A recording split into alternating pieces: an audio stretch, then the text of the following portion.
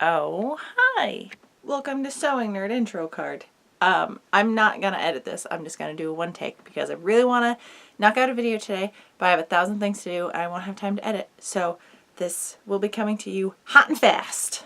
But it's a Harry Potter tag that Ginny D put out, and I haven't done a tag in forever. This is a nice, short, compact Harry Potter tag.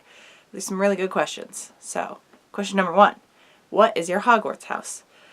This should be pretty obvious if you've seen like any of my other videos, but I'm very much a Hufflepuff. That one. Who's your favorite character? Now, I think it's Tonks. I really like Tonks. I wish we had gotten to see more of Tonks. That is my only hesitation in calling her my favorite character, but she's great, and I'm basically dating Lupin, so it just seems like a good fit, and I do the weird hair color. I don't know. She seems really cool, really badass, and is also a Hufflepuff, but isn't like meekish in any way. Yeah. Who is your Harry Potter crush? I'm gonna have to agree with Ginny, and Oliver Wood was definitely up there from the movies. So there's that. There's never a Cedric gal. What is the Harry Potter food item you'd most like to eat? Well, a younger me would have said butterbeer, but Sam & Jones has fucking knocked that out of the park, so have had, 10 out of 10, would recommend. I want to say a Knickerbocker Glory, but I'm also a very texture-focused person when I'm eating, so I don't know that that would be like an ideal food item. But it'd be worth a shot. I like ice cream. What is your least favorite book to movie change? I haven't really dug into this in a while. I remember as the movie's coming out, I'll put it in this format. When the movies came out, I was younger. I was like I'm basically the age of most of the lead actors. So when the third movie came out, I remember being very, very irritated that they cut out so much stuff and messed with the like timeline of how things progressed in the story, in place of adding like the shrunken head on the night bus. I remember being so vehemently against that fucking thing. I don't know why it bothered me so much. It's just like a quirky little, oh, this is the magic world and we have magical things that just hang out in places. And then there was also a scene where they were like eating candy that made you make animal noises. And that is cool now. It's just like a fun, what can we do in a movie to show that they're in a magical world? I remember being very irritated that they like left or added stuff like that and left so much stuff out from the actual story. But I don't know. They're different entities. I look at them as separate things. It's hard. It took me a long time to get there. But, you know, I like the books and the movies for separate reasons. Next question. I don't know what number we're on. If you lived in the Harry Potter universe, what do you think your wizard job would be? If we're gonna correlate what my real life job would be, I'd probably work at Madame Malkin's. Though, maybe not, because that's the equivalent of working at like a bridal shop, and fuck that. Man, I would like to think I would have like a shop for people that like to tinker with things, if that makes sense. Like, not quite a craft store, because a lot of the stuff you would get at a craft store you can probably just alter and like change the color of your fabric or whatever with magic. But something that provided tools for people that wanted to make stuff. Next question is, what class would you be good at and what class would you fail? Ooh, I probably wouldn't do great at potions, maybe? I did okay in like the foods class that I took, but maybe herbology. I'm gonna have to agree with Ginny D on this one too, because I also have literally killed succulent plants. I'm looking at them right now in my little Pokemon planters, and they look real sad. They've been dead for a long time, and I haven't even thought about them in probably months, even though they're on my desk and I put them in my direct line of vision on purpose, and I'm just not in my shop enough to take care of them, apparently. But what class would I be good at? You know what? I'm going to change my answer. I would fail Transfiguration horribly, and that would upset me the most because that seems so interesting. But I think I'd probably do pretty well with Care of Magical Creatures because I have basically done that as a job also. Yeah, I used to work at dog kennels and dealt with all the animals, and they like seemed pretty cool with me.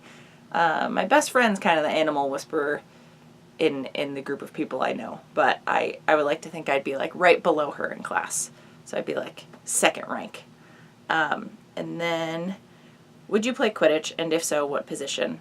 I probably would have friends that like played in the band. Again, I'm just going with real life scenarios. I was never on any sports team, and I wasn't in band most of the years. I was briefly, but what I would do is like hang out with all the band kids and go to football games like to see them perform. So I feel like I would do an equivalent thing. I don't know if they should have a band for Quidditch, and like cheerleaders and shit. It'd be fun. So I'd probably like hang out with that crew and attend to the games, but I can't imagine I would ever be a Quidditch player. I'm bad at heights. I'm not super coordinated. And I have terrible vision, so that's out on pretty much everything. And then which of the 3 Hallows would you want to have? Same answer as the 2 women in Ginny's video. I phrase that as if Ginny's not in her own video. I just don't remember the other woman's name, and it's a screenshot, so I can't look it up. But yeah, probably the cloak. I'm not a power-hungry person by any means, so I'd probably not give 2 shits about the wand. And then the stone, there's so much shit tied to it. I wouldn't, like, if I brought someone back, it'd just be for like brief question asking and then be like, okay, you can go back to being dead now, because they're not really alive again. And you just, I don't know. I lost a lot of people, so it would be nice to see them again, but it wouldn't be the them that I knew. So that isn't a draw for me either. So yeah, cloak. Cloak sounds good. I'm good at being a wallflower sometimes. And then the last question is Snape, love or hate him? You know, I've had a turbulent relationship, as I'm sure most readers and watchers of the series. I liked him a lot at one point, but the more I think about it now, as his behavior like throughout his life, I just don't think he was a good dude. I know he was in a very difficult scenario, but he put himself there and he was doing it as damage control for being kind of a bastard. And that, I think everyone should get second chances and stuff, and he was trying to, you know, repair some things he had done because he felt remorse. And I think that is important to note, that he wanted to do better. But yeah, he was still an asshole for no reason. Like Ginny pointed out in her video, was being such a prick to Neville. Like, for what? What are you gaining? Why are you teaching in a school where there are kids that are self-conscious about shit? I mean, everyone's self-conscious about shit, but that's a very tender time, is 11 through 18. So fucking cool it, man. He's trying really hard, and he's like, Neville's a good guy.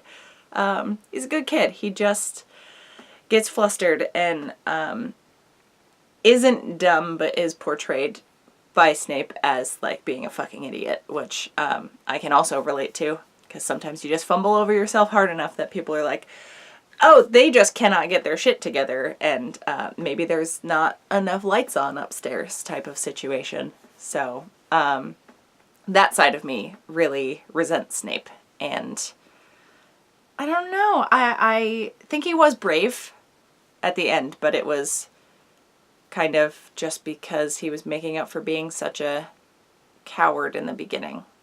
So yeah, those are my thoughts. I will link to Ginny's video in the description, and you can go right ahead and put a counter on how many times I said That's the shit that is in between the jump cuts, and when I fumble over my words, I re-film the clip so that this thing doesn't happen that's currently happening, where I pause for long stretches between getting to the next word. So anyway, this is an unedited Harry Potter thing. I have such a big list of things I have to do.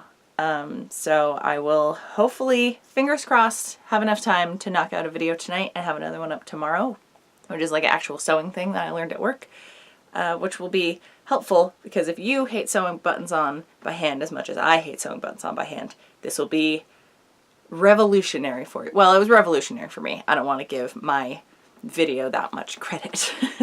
Okay, I'll see you guys tomorrow, hopefully. And yeah, I'll see you tomorrow. I'm gonna leave it at that, and then I have no option. I have to be held goddamn accountable. Okay, bye!